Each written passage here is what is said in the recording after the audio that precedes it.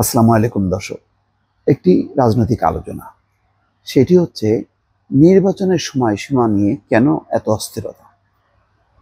কেন সরকার ডিসেম্বর থেকে জুন, অর্থাৎ লাস্ট সময়সীমা জুনের পরে ডক্টর মোহাম্মদ ইউনূস থাকবেন না, এ কথা বলা হচ্ছে।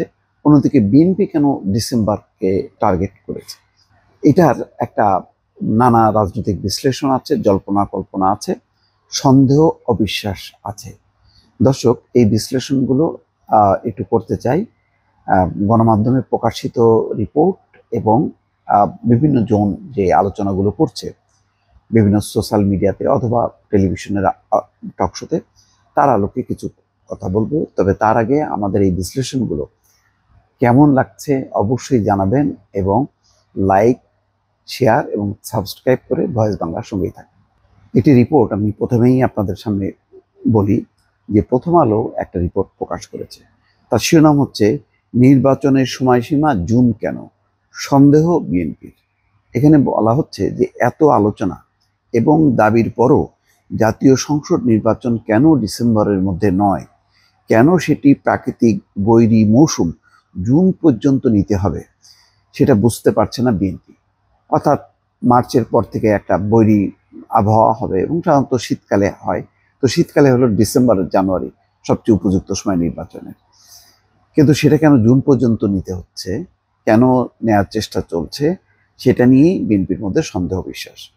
এখানে বলা হচ্ছে দলটির শীর্ষ নেতৃত্ব মনে করছে এ নিয়ে সংশয় সন্দেহের যথেষ্ট অবকাশ রয়েছে। বিএনপি মনে করছে নানাভাবে নির্বাচন বিলম্ব করার জন্য কিছু দৃশ্যপট তৈরি করা হচ্ছে। এমত অবস্থায় প্রধান উপদেষ্টার সঙ্গে বৈঠকে বিএনপি নেতারা ডিসেম্বরের মধ্যেই নির্বাচনের রোডম্যাপ ঘোষণার দাবি জানিয়েছেন। এখন পর্যন্ত সেই ঘোষণা না আসায় তারা হতাশ। দর্শক, বুঝতে পারছেন যে এ পর্যন্ত বিএনপি নির্বাচনের সময়সীমা নিয়ে বা রোডম্যাপ নিয়ে দু দফা কিন্তু বসছে। দুই দফা ডক্টর মোহাম্মদ ইউনূসের সঙ্গে দেখা করেছে এবং শেষের যেই সাক্ষাৎটা সেটা তো খুবই সিগনিফিক্যান্ট ছিল, যে এখানে একযোগে সেনাপ্রধান তিনিও আলোচনায় এনেছেন ডিসেম্বর, এবং বিএনপি বলছে অসহযোগিতা করা হবে। এইরকম অবস্থায় একটা পদত্যাগ করবেন এরকম একটা কথা ছড়িয়ে দিয়ে যে রাজনৈতিক পরিস্থিতি তৈরি করা হলো, তাতে সব রাজনৈতিক দলগুলো মুখোমুখি হলো ডক্টর মোহাম্মদ ইউনূসের এবং বলা হলো যে না, আপনি যাবেন না। খেয়াল করেন, সব রাজনৈতিক দলগুলোর মধ্যে একটা নির্বাচনের আবহ থাকলেও এনসিপির ধরনটা কিন্তু একেবারে ভিন্ন। তারা বারবার জুলাই সনদের কথা বলা হচ্ছে। এখন জুলাই সনদ ঘোষণার মধ্য দিয়ে কি সংবিধান স্থগিত করা হবে, বিপ্লবী সরকার গঠন করা হবে, রাষ্ট্রপতি থাকবে না, সেনাপ্রধান থাকবে না, ডক্টর মোহাম্মদ ইউনূস কি রাষ্ট্রপতি হবেন, তারপরে তিনি রাষ্ট্রপতি নির্বাচন দেবেন, এইরকম জল্পনা কল্পনা কিন্তু আছে। অর্থাৎ সন্দেহ অবিশ্বাস এমনভাবে বিএনপির মধ্যে দানা বেঁধেছে যে বিএনপি রীতিমতো এই পরিস্থিতিতে আজকে একটা বড় সমাবেশের পর্যন্ত ডাক দিয়েছে, যেখানে বলা হচ্ছে একটা তারুণ্যের সমাবেশ।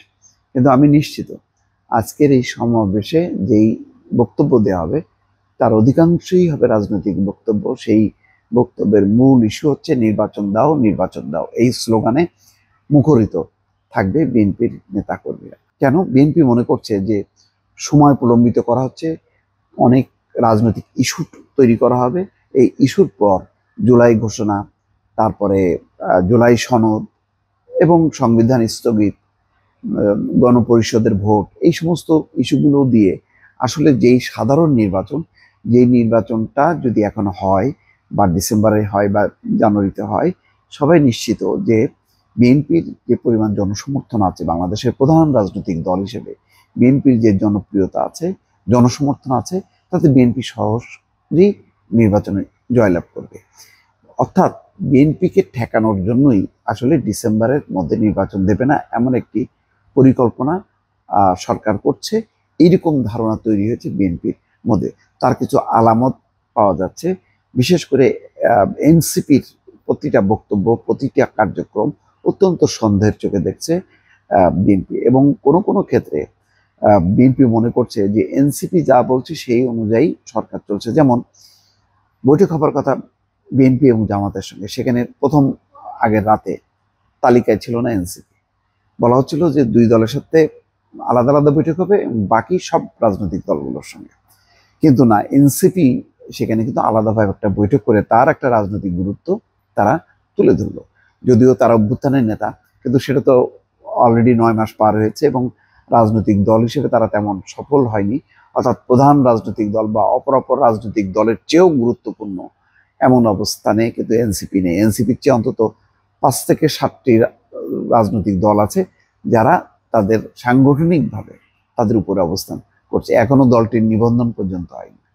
তো যাই হোক, জামাতেরও যেহেতু নিবন্ধন নেই, এখন বিএনপি মনে করছে যে এনসিপি সহ কিছু ব্যক্তিবর্গ দেশে বিদেশে তারা এমন একটি পরিস্থিতি তৈরি করছে যে যাতে ডক্টর মোহাম্মদ ইউনূসই সর্বময় ক্ষমতার অধিকারী হয় এবং তার একক ক্ষমতা বলে তিনি যাতে রাষ্ট্রপতি উচ্ছেদ করতে পারেন, তিনি যাতে সেনাপ্রধানকে সরাতে পারেন, তিনি যাতে ইচ্ছে মতন নির্বাচন দিতে পারেন এবং সেই নির্বাচনটা জাতীয় সংসদ নির্বাচনের আগে প্রেসিডেন্ট নির্বাচন, অর্থাৎ তার ক্ষমতার একটা বৈধতা তৈরি করার জন্য একটা পরিস্থিতি তৈরি করতে পারেন।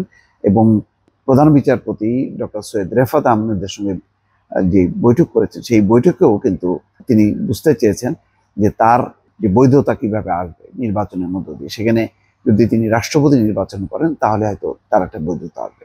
যাক, এরকম রাজনীতি কোন পথে যাচ্ছে, রাজনীতি বা ডক্টর মোহাম্মদ ইউনূস কি করবেন বিষয়টা পরিষ্কার না, কিন্তু সন্দেহ বিশ্বাসটা হচ্ছে এই কারণে বিএনপির মধ্যে যে এত চাপ, এত আলোচনা পরেও কিন্তু কোনোভাবেই ডক্টর মোহাম্মদ ইউনূস বলছেন না যে নির্বাচন ডিসেম্বর বা জানুয়ারিতে হবে, সেই জুন পর্যন্ত নিয়ে যাওয়া হচ্ছে। এবং সেই জন্যই বিএনপির একটা ধারণা বদ্ধমূল হয়েছে যে এমন রাজনৈতিক কিছু পরিস্থিতি তৈরি করা হবে যাতে নির্বাচন প্রলম্বিত করে ভিন্ন একটি রাজনৈতিক ব্যবস্থার মধ্যে বাংলাদেশকে ঢোকানো হয়।